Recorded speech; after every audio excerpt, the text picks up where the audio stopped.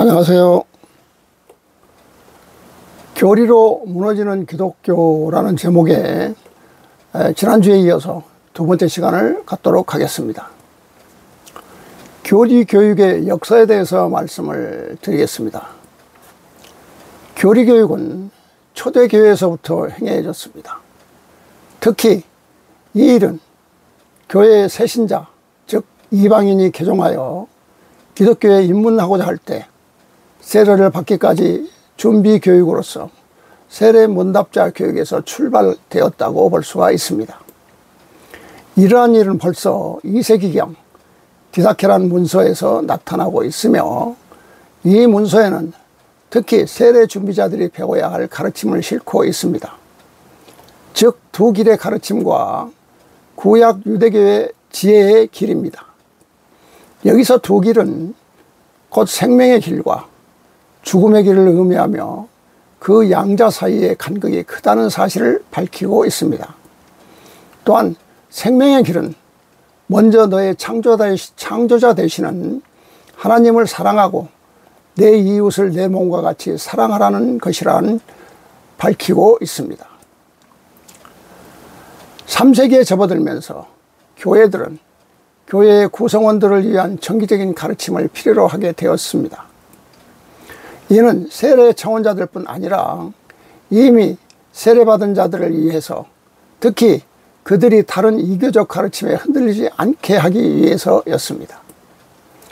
대표적으로 영지주의 사상에 대항하여 기독교 신앙의 진리가 무엇인지를 기독교 선교와 교회 신앙의 차원에서 밝혀야 할 필요성이 대두된 것입니다. 이러한 이교적 사상과의 대립관계에서 기독교 진리는 변증적 임무를 띠게 되는데, 기독교 교리의 조직적이고 이론적이며 체계적인 성격이 나타나게 되는 것입니다. 4, 5세기경에 이르러서는 기독교로 개종하는 사람이 점차 많아지면서 오랜 기간 동안 철저하게 행해졌던 교리 교육이 소홀해졌습니다.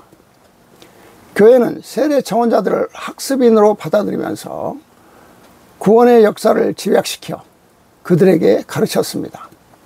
대표적으로 어거스틴은 초신자들을 위한 신앙교육 교수 안내서라는 글에서 세례 준비 기간을 부활절 전 40일로 축소시켰습니다. 또한 이 교육을 신앙 고백적인 내용으로 한정시키고 목표를 성찬에 참여하는 것에 두었기 때문에 세례의 의미와 성찬의 내용을 가르치는 것으로 교육을 한정시켰습니다. 후에 예루살렘의 시릴, 즉 4세기경의 사람입니다. 4세기경의 신학자인데, 시릴은 세례 준비자들의 가르침의 내용으로 십계명과 주기도문이 다루어졌다는 것을 그의 학습 교육의 속기 원고에서 밝히고 있습니다. 로마의 중세교회를 거치면서 신앙에 대한 가르침은 그 내용면에 있어 새로운 시각으로 발전하는데, 폰 아를레스라는 신학자인데요, 이 역시 5세기, 6세기경에 활동했던 사람입니다. 그리스도인이라면, 이게 폴 아를레스는 그리스도인이라면 적어도 자기가 믿는 대상에 대한 최소한의 신앙 지식을 갖추어야 함을 강조하면서 사도신경과 주기도문을 언급하였습니다. 토마스 아퀴나스 시대에 이르러, 토마스 아퀴나스는 중세 시대의 신학자입니다.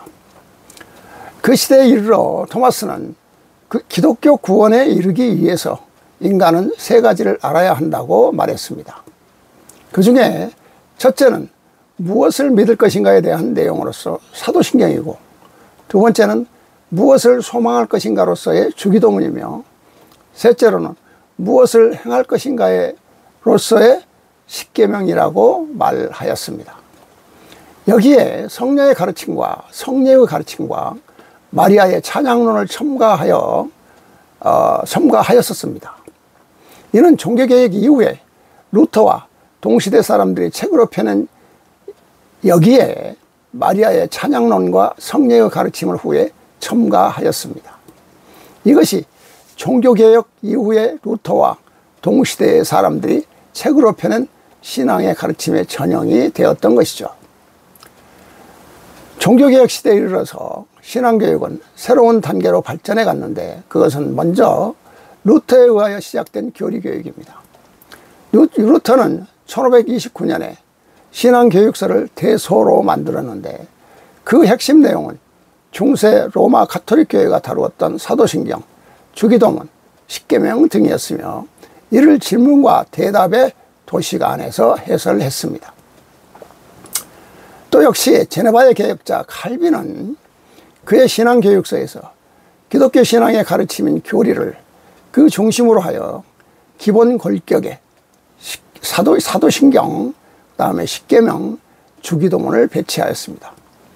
하지만 루터의 교리교육과 다른 점은 그리스도인이 알아야 할 인생의 가장 우선시되는 목적이 무엇인가를 밝히며 그렇게 시작하여 성경 전체의 가르침을 기독교 교리적 관계로 풀었습니다.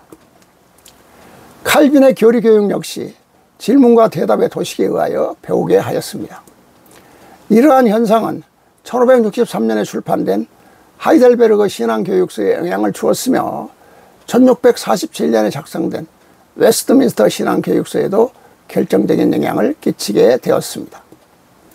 여기서 중요한 것은 사도신경은 사도들이 했던 말씀들을 후에 신학자들이 요약하여 정리하였으며 이것은 하나님과는 아무런 관계도 없습니다. 하나님과 관계 있는 것은 십계명입니다. 십계명은 하나님께서 주신 계명으로서 가장 소중히 여기며 필히 지켜야 할 계명인데 오늘날에 와서는 1년에 한 번도 읽어보지 않는 기독교의 현실입니다.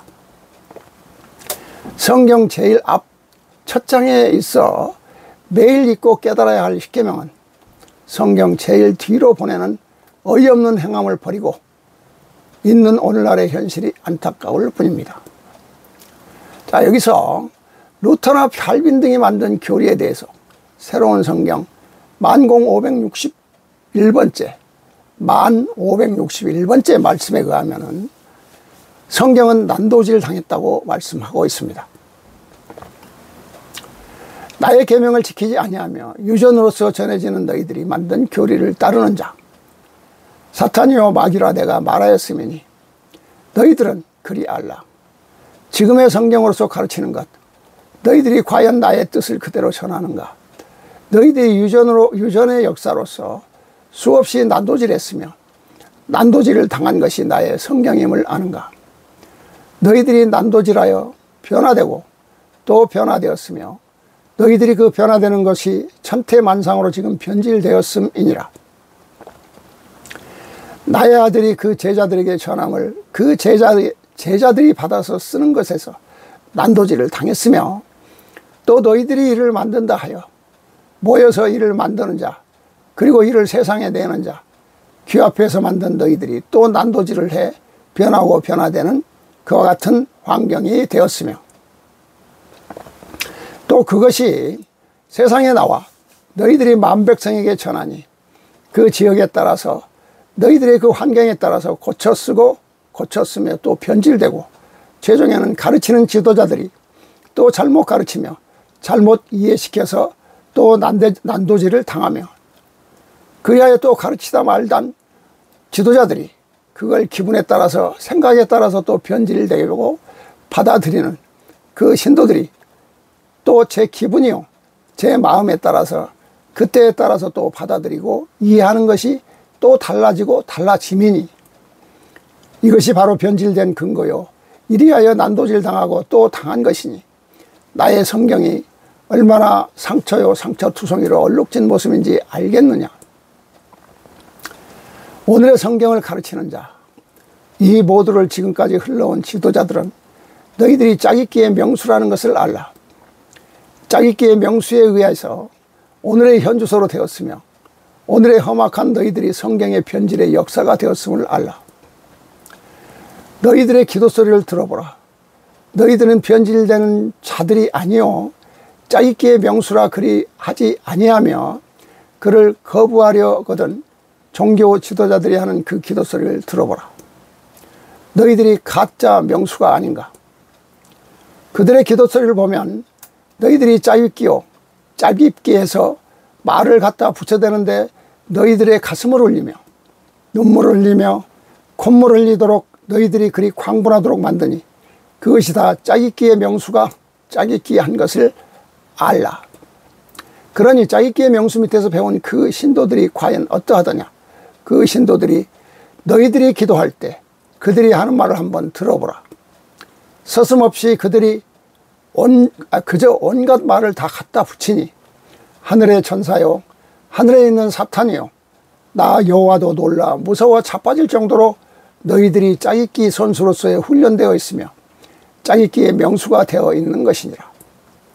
그러니 그 속에서 짜깁기 속 지도자에게서 배운 그 짜깁기가 바로 오늘의 유전으로서 전하여지며 유전으로서 전하는 비진리요 비성경의 가르침이요 그리하여 거짓 싹꾼들이 이를 가지고 만 백성으로부터 재물을 거둬들이니 그 덫에서 벗어나지 않는 자 나에게 올 수 없다 함을 알라. 이렇게 하나님께서는 성경이 변질되었다는 말씀을 하고 계시는데요.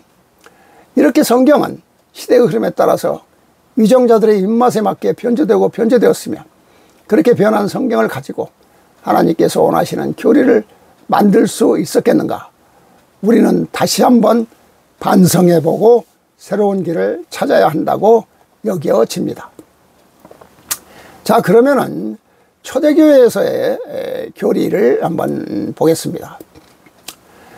사도신경, 니케아신경, 아다나우스 신조라고 이렇게 세 가지의 교리가 있는데요. 첫째, 사도신경은 구원을 위한 신앙의 근본적인 항목들을 사실적으로 그리고 단순한 성경의 언어로 표현하고 있습니다. 그 표현은 매우 간결하고 자연스럽게 삼위일체의 순서를 따르고 있습니다. 따라서 사도신경은 어떠한 수준에 있는 사람이라도 그 내용에 있어 만족을 줄 수가 있습니다. 그리고 어떠한 형태의 교육이나 예배를 위해서도 결코 손색 없이 사용되어질 수 있다고 합니다. 사도신경은 크게 삼위일체론적인 내용 구조로 소술되고 있습니다.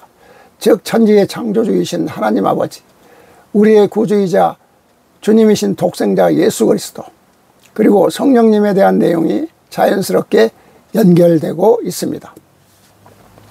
필립 샤프와 칼 바르트는 이 사도신경이 그리스도의 초자연적인 탄생과 죽으심 그리고 부활에 대해 역점을 두고 있다고 보았습니다. 성자에 대한 내용과 비교해 볼 때 성부, 성령에 관한 내용은 매우 제한적임을 발견할 수 있는데 이는 초대교회 신앙의 핵심이 무엇이었으며 우리가 무엇을 중심으로 삼아야 할 것인지를 말해주고 있다고 합니다. 좀 더 자세히 그 내용을 알아보면 다음과 같습니다. 하나님 아버지에 대한 서술은 짧지만 오히려 무한한 내용을 함축하고 있습니다. 전능하신 창조주 하나님께서는 온 세상의 주인이시며 세상의 모든 피조물과 함께 사람을 창조하시고 각 사람으로 하여금 생명을 갖게 해 주십니다. 또한 하나님께서는 죄의 종로로 타는 사람을 구속하시며 우리가 사는 데 필요한 모든 것을 공급해 주실 뿐만 아니라 무엇보다 우리를 죄에서 구원하시기 위해 독생자를 주셨다고 말하고 있습니다. 예수 그리스도는 하나님과 본질적으로 동등하신 분이시나 죄인들을 구속하시기 위해 스스로를 낮추시고 세상에 오셨습니다. 성령의 역사로 동정녀 마리아에게서 인간 아기로 태어나셨습니다. 인간의 모든 성장 과정을 밟으셨고 사람과 똑같은 성정으로 시공간의 제약을 받으셨으나 죄는 없으셨습니다. 사람들에게 참된 길을 가르치시고 그들을 사랑하시다가 고난을 받으시고 십자가에서 돌아가셨습니다. 예수 그리스도의 죽으심을 통해 죄인들은 사죄받는 은총을 입게 되었다고 합니다. 부활하신 예수 그리스도께서는 승천하셨지만 지금도 하나님 우편에 살아계셔서 그의 택한 사람을 위해 중보하시고 장차 다시 오셔서 믿는 자들을 영원히 구원하시고 믿지 않는 자들은 영원한 죽음으로 심판하신다고 합니다.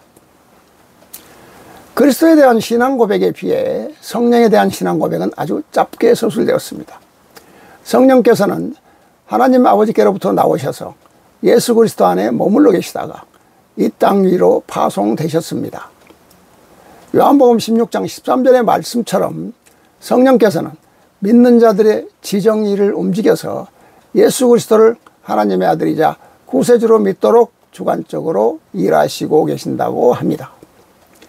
이러한 논리는 신학자들이 자신들이 성경 해석과 함께 교리를 만들게 된 것입니다. 그러나 우리는 예수는 우리를 죄에서 구원하기 위해 하나님의 뜻을 가르치고 본을 보이려고 이 땅에 오신 것입니다. 독생자로 온 것이 아닙니다. 인간의 몸에서 인간으로 태어난 것입니다. 그리고 예수 그리스도가 십자가의 죽음을 통해 인간들을 죄를 사함받는 은총을 입은 것이 아니요, 예수는 육신으로 부활하지도 아니하였으며 또한 승천하지도 아니하였습니다.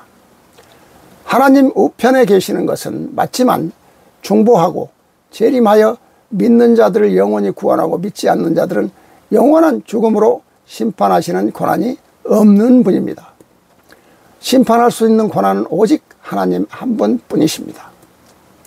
자, 이에 대해 새로운 성경 9608번째, 9608번째 말씀을 보면은요, 인간의 교리로서 사기극을 벌이고 있는 종교 집단이라고 하나님께서는 말씀을 하고 계십니다. 너희가 나의 아들 예수가 전하고자 하며 역사했던 그 뜻을 알고 있는가? 그 모든 그가 전하고자 했던 귀하고 소중한 것이 그대로 기록되어 전하지 못하였음이니라. 그대로 기록되어 전했더라면 오늘의 이와 같은 너희들의 험악한 세상은 절대 이루어지지 아니하였을 것이니라. 그러니 너희들은 나 여호와가 기원하고 바라는 것이 제대로 기록되어 전하지 못하여 오늘과 같이 험악한 세상이 되었음을 알라. 그리하여 너희들이 2000년 동안 흘러오면서 지도자의 그 교리가 거기에 기록되어, 그리고 지도자의 계명이 기록되어 지금 인간 너희들이 만든 계명과 교리가 되어 너희가 믿으며 나에게 오는 길을 가고 있는 것이 나와는 정반대의 인간의 교리로서 끌어간다 함을 알라. 인간의 교리로서 나의 백성들을 긁어 모았으며 그들로 하여금 지금까지 거짓된 사기극을 벌이고 있는 것이 오늘의 종교 집단 너희들임을 알라.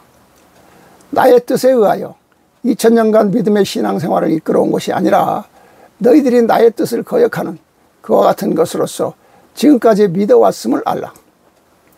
그리하여 지금 나의 뜻을 정확히 기록하여 내가 너희들에게 전하고자 하는 나의 아들을 통하여 160권의 법전이 그 책을 기록함이니 나의 아들 예수를 통하여 2000년 전에 역사하고 가르쳤던 그 뜻이요, 그 내용을 하나도 빼지 아니하고 지금 내가 기록하여 전한다는 것을 너희들은 알아야 될 것이니라.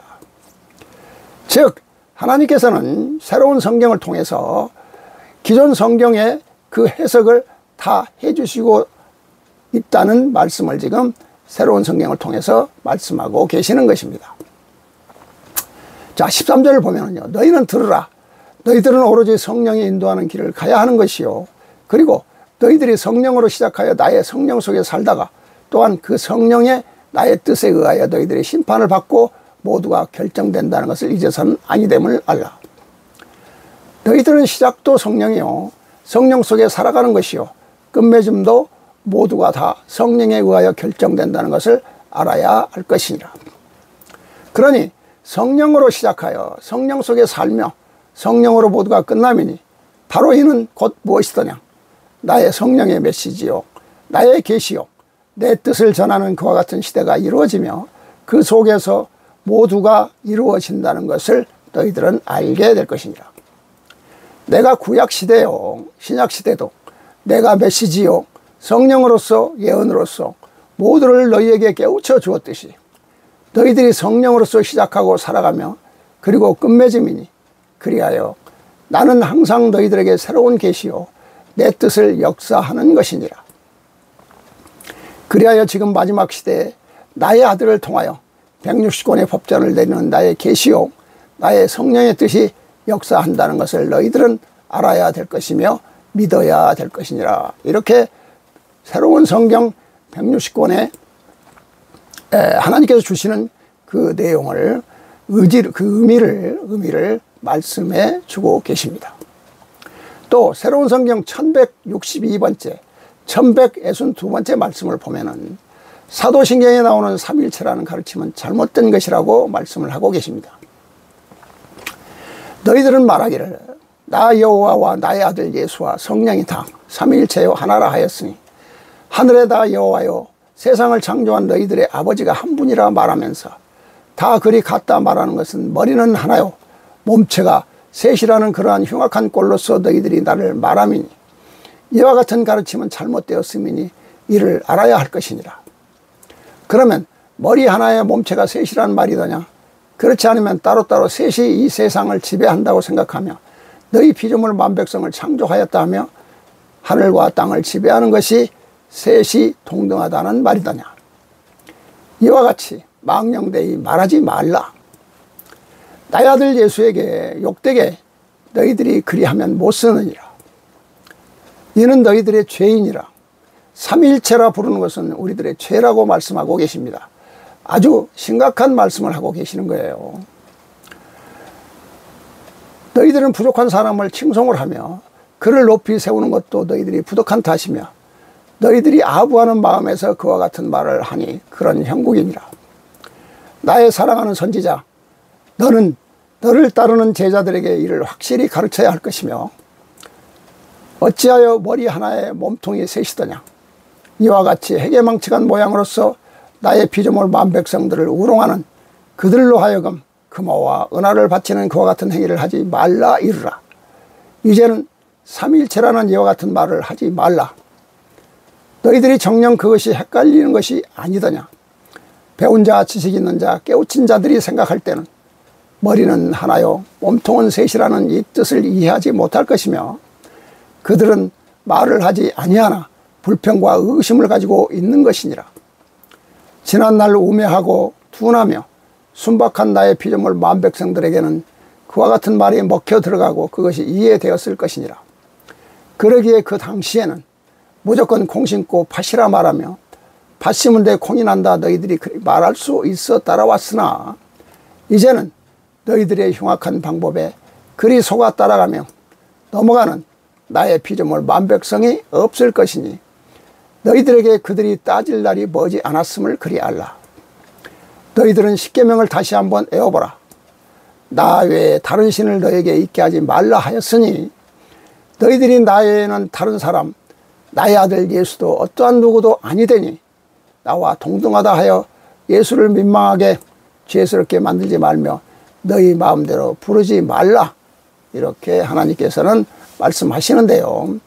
이렇게 십계명에 하나님 외에 다른 신을 믿지 말라고 하셨으며 또 그러나 진리의 성령이 오시면 그가 너희를 모든 진리 가운데로 인도하시리니 그가 스스로 말하지 않고 오직 들은 것을 말하며 장래의 일을 너희에게 알리시리라고 요한복음 16장 13절에 말씀하셨는데 오늘날까지도 애석하게도 진리의 성령에 대해 정확히 이해를 못하고 있는 현실이 안타까울 뿐입니다. 진리의 성령을 오늘날의 성령이라고 그렇게 해석을 하고 있는 것이 잘못된 것입니다. 자, 그러면 요한복음 16장 13절에 주석적 해석을 한번 보겠습니다. 신학자들이 해석해 놓은 건데요. 이 호크마 종합주석을 참고해서 제가 말씀을 드리고자 합니다. 진리의 성령은 혹자는 이 표현에 대해 성령이 진리를 가져와서 세상 사람들의 양심에 그 진리를 심어주는 것으로 설명합니다. 이와 비슷하게 바렛이라는 신학자인데요. 바렛도 이 말에 진리를 전달하시는 성령을 의미한다고 탄원하고 있습니다. 또 모든 진리 가운데로 인도하시리니 진리 가운데로라는 표현이 사본에 따라서 두 가지로 각각 다르게 나타나는데요. 이 소문자 사본이 이 독법을 따르는데 이 독법을 지지하는 학자들은 즉 엔테 알렉테아 신해산 사본과 배자 사본을 비롯한 몇몇 대문자 사본과 소문자 사본이 이 독법을 따른다고 하는데요. 진리의 전 영역 안에서 인도하심으로 해석하거나 학자들이 이렇게 해석합니다. 진리의 전 영역 안에서 인도하심으로 해석하거나 모든 진리 안에서 교훈하심으로 해석합니다. 너무도 잘못된 해석을 하고 있는 거죠. 이 요한복음 16장 13절의 말씀은 새로운 성경에서 여러 번 해석을 해주고 계십니다. 그리고 터툴리안이라는 사람과 바실이라는 사람, 그리고 크리소스톰이라는 같은 교부들은 이 독법을 지지하는데, 솔직히 말해서 진리의 전 영역 안에서 인도하심으로 해석한, 즉 성령이라는 얘기죠. 그렇게 해석을 해주고 있습니다. 성령의 활동하에 그리스도의 전체 진리 안으로 들어가는 것을 매우 잘 묘사해 주는 것이라고 이 학자들은 주장을 하고 있는 것이죠. 그리고 모리스도 이 독법을 지지하면서 시간이 경과함에 따라 성령은 제자들을 점점 더 깊이 진리에 대한 지식 안으로 인도하실 것이라고 본 구절을 해석하고 있는데요. 역시 마찬가지 잘못된 해석을 하고 있는 것입니다. 여기서 어떤 독법을 취하든지 중요한 것은 성령의 진리와 관련해서 성도들을 인도하신다는 사실입니다. 포치의 진술대로 예수는 이 세상에 오심으로 스스로 진리를 계시하셨으며, 보혜사 성령은 이 진리를 드러내 보이시며 성도들을 위해 그 진리 안으로 들어가는 입구를 만드셨습니다. 이런 의미에서 진리의 성령이 오신 목적은 그리스도를 세상에 증거하는 일이라고 요한복음 15장 26절의 말씀을 빌어서 학자들은 해석하고 있습니다. 성령은 세상을 책망하시는 반면 제자들과 성도들에게 그리스도로 인도하신다고 해석을 하고 있는 것이죠. 또 자의로 말하지 않고에 대해서는 예수는 자기의 의도대로 말씀하지 않으셨습니다. 요한복음 8장 26절, 또 12장 49절, 14장 10절에 그렇게 말씀이 나옵니다. 이와 같이 성령도 자기 임의로 말씀하시지 않고 오직 듣는 것을 말씀합니다. 비록 듣는 사람이 다 모여 이해하지는 못했지만 예수는 자신이 해야 할 모든 말씀을 다 드러내셨습니다. 성령이 말하는 것은 예수가 선포하셨던 말씀에 대한 단순한 보충이 아니라 성부께서 계획하셨고 성자가 선포하고 실행하셨던 전 구속사에게 관한 말씀의 의미를 풍부하게 드러내는 것이라고 해석을 하는데요. 이 역시도 잘못된 해석을 하고 있는 것입니다. 그러니까 요한복음 16장 13절의 말씀은 다 해석을 잘못하고 있는 것입니다. 듣는 것, 여기서 듣다는 현재 시제로 언급되어 성령이 끊임없이 성부와 성자로부터 말씀을 듣고 사역하심을 의미하고 있습니다. 이는 성부, 성자, 성령의 삼위 하나님이 함께 사역하심을 암시하는 말이라고도 하는데요. 이 역시 잘못된 것입니다. 장래일을 알리시리라. 자, 장래일은 문자적으로 다가오는 일을 뜻하는데 혹자는 이것을 장래일에 대한 예언으로 해석합니다.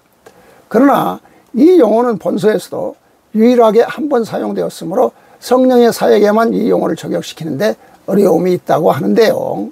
여기서 우리는 이 용어를 두 가지로 생각할 수가 있습니다.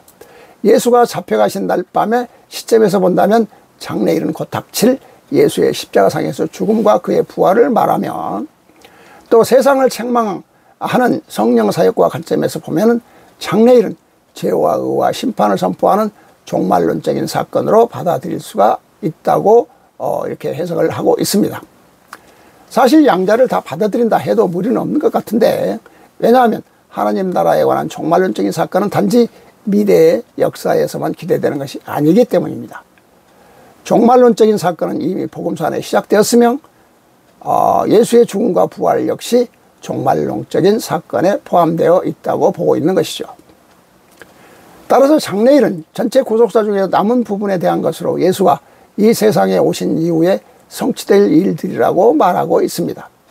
성령은 과연 과거, 현재, 미래의 모든 일에 대하여 다 알고 계시므로 그의 사역을 단지 어떤 한 사건에 대한 예언으로 제한시킬 수가 없다고 해석을 하고 있습니다.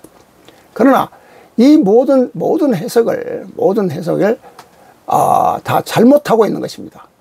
너무도 잘못된 해석이라고 새로운 성경은 말하고 있습니다. 새로운 성경 2297번째, 2297번째 말씀을 보면은 요한복음 16장 13절에 대해서 해석을 해주고 계시는데요. 3절부터 보겠습니다.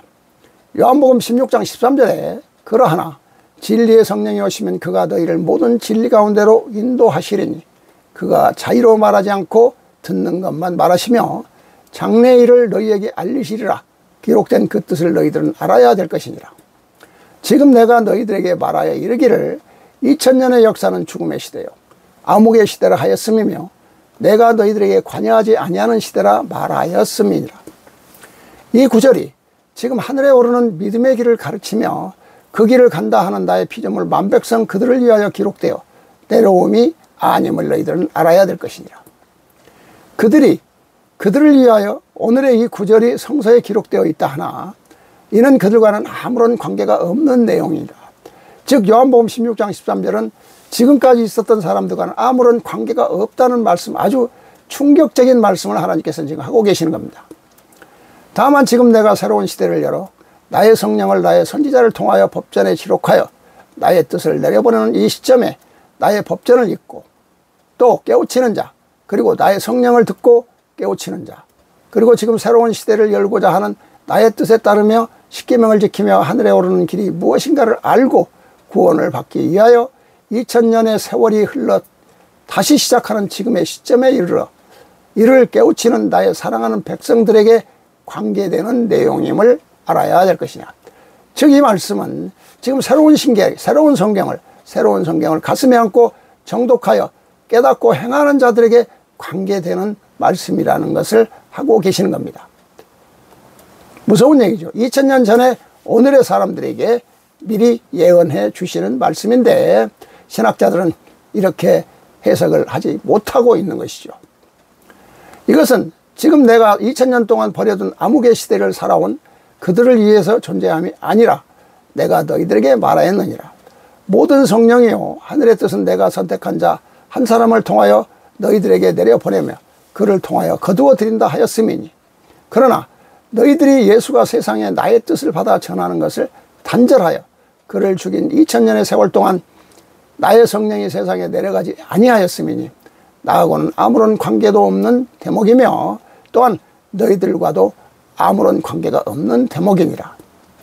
내가 다시 나의 아들을 통하여 나의 성령을 법전이라 말하며 내려보낸 바로 지금의 그 백성을 위하여 필요한 대목임을 너희 제자들과 나의 피조물 만백성들에게 일러야 할 것이니라. 그리하여 진리의 성령이 오시면 그가 너희를 모든 진리 가운데로 인도하시리라 그리 말하였음이니 너희들은 진리의 성령이 지금 와 있어서 너희들 가슴속에 다 성령이 임하여 있다 말할 것이며 너희들 가슴속에 그 성령이 와 있으니 그건 바로 성령이라 말하나 이는 너희들이 꿈을 깨야 될 것이며 너희들과는 아무런 관계도 없는 말임을 알라. 너희들은 이 대목을 읽으며 나의 성령인 하늘의 뜻을 알며 천지가 개벽하는 그와 같은 놀라움을 느끼지 못한다면 너희들은 정녕 하늘에 오르는 길이요 깨우침을 모르는 백성임을 알라. 이 구절은 지금 2000년의 역사에 나의 성령을 통하여 내린 나의 선지자가 세상에 나오며 그 선지자를 통하여 나의 성령을 받는 그 백성들에게 관계되매니 오로지 나의 법전을 읽고 깨닫는 자 그리고 나의 성령을 듣는 자 나로부터 선택되어 새로 태어나는 나의 백성들에게 해당되는 말이니라. 그리하여 그가 너희는 모든 진리 가운데로 인도한다 하였으니 그가 바로 누구를 말하느냐. 성령을 한 사람으로서 받아 그 사람만이 너희들에게 전할 수 있음이니 나의 선지자를 통하여 지금 성령을 받아들이는 선택된 백성 너희들에게 관계된 일이며 너희들과 주고받는 내용임을 여기서 알고 넘어가야 할 것이니 이 무서운 이치를 깨달아야 할 것이니라. 그리하여 그 다음에 그가 자의로 말하지 않고 그는 바로 무엇이더냐. 성령을 받아 나의 피조물 만백성들에게 성령을 내려준 그가 자의로 말하지 아니하며 오로지 듣는 것을 말하며 그리하여 나의 피조물 만백성을 일깨워 준다는 뜻이 거기에 있음이니 그리하여 그는 오로지 나의 성령을 받아 자기 뜻이 아니며 나의 뜻에 의하여 너희들을 일깨워 준다는 그 대목이 기록되어 있음을 너희들이 알아야 할 것이니라. 그리하여 그와 같은 자가 입증되는 증표는 무엇이더냐. 내가 새로 이루고자 하는 새 역사에 이 지상의 낙원을 이루고자 하는 그 뜻과 길과 너희들의 미래에 이루어지는 모든 장래를 알려주미니 이는 선택된 너희들에게 그 개인의 미래를 알려주며 나아가서는 너희들의 모든 집단들을 나로부터 선택된 백성들이 이끌어 나가며 너희들이 행하여야 할 그 임무와 미래를 통하여 미래가 열리는 역사를 알려주미니 이게 바로 나로부터 선택된 자이니라. 그리하여 요한복음 16장의 이 모든 구절은 2000년이 흐른 오늘에 필요한 대목이니 그리하여 내가 구약과 신약 중에 가장 중요한 대목이라 너희들에게 일깨워 주었으니 이를 알고 나의 피조물 만백성을 만백성에게 전해야 될 것이며 지금 선택되어서 나의 성령을 그를 통하여 받아들인 너희들은 어찌 살아야 될 것인가. 2000년 동안 살아오며 지금 하늘에 오르는 구원을 받았다 발버둥치며 나의 아들 예수의 피로써 구원받았다고 외치는 그 백성들과는 아무런 관계도 없으며 오로지 나의 선지자를 따르며 나의 성령의 법전이라 믿고 따르는 나의 백성 너희들에게 필요한 대목이며 너희들을 위하여 내려온 구절이니 이게 얼마나 소중한 것인가를 알아야 할 것이니라. 이렇게 요한복음 16장 13절에 대해서 하나님께서는 명쾌한 해석을 해주고 계십니다. 중요한 대목은 요한복음 16장 13절이 오늘에 이르러 새로운 성경을 말하는 것이고 또 새로운 성경을 읽고 깨닫는 자에게 말씀을 주시는 거라고 하시는 말씀입니다. 자, 지금까지 했던 말씀을 간단하게 결론을 말씀을 드리겠습니다. 교리교육은 초대교회부터 행해졌다고 합니다. 이러한 일은 벌써 2세기경에 디다케라는 문서에서 나타나고 있으며 이 문서에는 특히 세대 준비자들이 배워야 할 가르침을 싣고 있으며 그 가르침은 두 길의 가르침과 구약 유대교회의 지혜의 길입니다. 여기서 두 길은 곧 생명의 길과 죽음의 길을 의미하며 그 양자 사이의 간극이 크다는 사실을 밝히고 있습니다. 또한 생명의 길은 먼저 너희 창조자 되시는 하나님을 사랑하고 내 이웃을 내 몸과 같이 사랑하는 것이라고 밝히고 있습니다. 이 얘기는 아주 정확한 얘기입니다. 생명의 길. 내 이웃을 내 몸과 같이 사랑하라는 이 생명의 길의 계명을 기독교 관계자들은 교리교육에 힘을 쓰며 이 세상이 아름답게 변할 수 있을 것인데 과거로부터 지금까지 교리교육을 크게 중요시하지 않았으며 행하지도 않았습니다. 이는 누구의 잘못이라기보다는 교회가 처한 거대한 역사의 흐름 앞에서 진행된 일이라 할 수가 있겠습니다. 교리교육이 제대로 시행될 수 없었던 것은 역사의 흐름에 따라 그 시대에 맞게 변조된 성경으로 국가마다 종파마다 제각각의 교리, 사도신경, 니케아 신경, 아다나우스 신정로 인한 정확한 하나님의 뜻을 따른 교리는 없을 수밖에 없다고 봅니다. 새로운 성경에 의하면 인간의 교리로서 여호와의 백성들을 긁어모아 그들로 하여금 지금까지 거짓된 사기극을 벌이고 있는 것이 오늘의 종교 집단이라고 합니다. 여호와의 뜻에 의하여 2000년간 믿음의 신앙을 이끌어온 것이 아니라 여호와의 뜻을 거역하는 것으로서 지금까지 믿어왔다고 합니다. 또한 여호와의 계명을 지키지 아니하며 유전으로서 전해지는 인간이 만든 교리를 따르는 자, 사탄이요 마귀라고 하나님은 부르고 계십니다. 즉 오늘날의 교리를 지키고 따르는 자, 이건 사탄이요 마귀라고 부르고 하나님은 생각하고 계신다는 말씀이 되겠습니다. 인간의 유전으로 수없이 난도질을 했으며 난도질 당한 것이 성경이며 그 난도질로 인해서 교리는 종교 지도자들의 각 개인의 특성을 나타내는 천태만상이 되었습니다. 그러므로 요한복음 16장 13절에 진리의 성령이 이 땅에 오신다고 했는데 그 진리의 성령이 신학자들은 마가 다락방에 나타나는 성령이라고 하며 또 진리의 성령이 오신 목적은 그리스도를 세상에 증거하는 일이라고 해석을 하고 있는 것이죠. 즉 예수를 세상에 나타내는 것이라고 합니다. 그러나 성령은 구약에서도 나타나 역사하였고 또 신약에서도 역사하였고 오늘의 새로운 성경에서 역사를 하고 있습니다.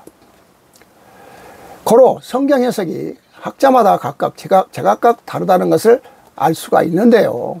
그러므로 진리의 성령이 오신다는 말씀은 오늘날 새로운 성경으로서 하나님께서 한 사람을 선택하시고 그분을 통하여 성령을 내려보내나 듣는 것만 기록하고 진리 가운데로 인도하시고 장래일을 알리신다는 것입니다. 하나님께서는 천년에 걸쳐 새로운 역사를 이루며 하늘의 천국을 지상에 이룰 수 있게 하시려고 새로운 보혜사를 보내셨는데 그 보혜사가 바로 새로운 성경인 것입니다. 이제 제3의 시대에 여호와가 직접 내려와 인간을 다스리고 깨우치고자 한다는 것이 바로 법전이요 하늘에 오르는 길이 하나님 말씀하옵소서인 새로운 성경이 되겠습니다.